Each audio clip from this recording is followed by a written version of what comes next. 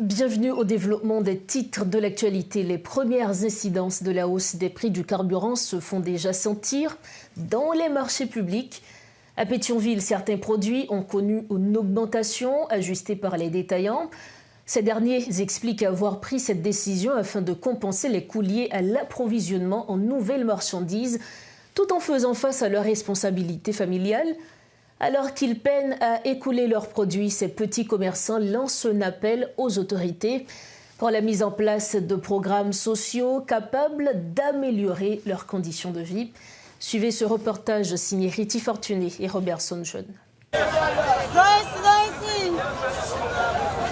Déjà confrontés à un combat quotidien pour trouver de nouveaux espaces de vente à Pétionville, les petits détaillants font désormais face à un nouveau calvaire, l'aggravation du coût de la vie, conséquence directe de la hausse des prix du carburant sur le marché national.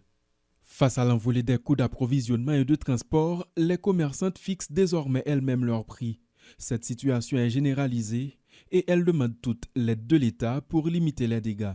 On 22 pour 25, on vend 15 $, 30 $, 3 pour 40, 3 pour 45, 3 pour 50, ça mettait 3 pour 50, 15 $, 3 pour 40, 3 pour 45, on va augmenter plus. Gaz a monté à bas nos problèmes, et la fin nous va faire nous chuter à deux, et puis nous continuons nous nos pays nous doivent pour nous que ça dépend nous pas vendre. On vient dans même l'eau pas boire.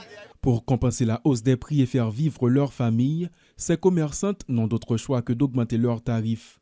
Toutefois, cette stratégie pèse sur leur activité. Les clients s'en vont dès l'annonce des nouveaux prix et leur commerce, qui marchait bien jusqu'ici, menace de s'effondrer. On a gaz la vie cher, chaque année l'acheter qu'on a acheté cher. On a nous acheter cher à cause gaz la cher. Oh, qu'on a bien vendu qu'on a, mais moun yo pas vle acheter non mais nous pendant ba lo vin cher non mais nous yo pas vle acheter non mais nous. On t'a remis pour l'État dit en parole dans sa guerre. Même pays nous boucher nous même nous ici nous pas moun Port-au-Prince nous pas ka aller dans pays nous. Nous avons combien d'années, nous n'avons pas vraiment maman, ni famille. Si l'État est ouvert là pour nous, nous sommes contents. Cette situation intervient dans un contexte humanitaire particulièrement difficile.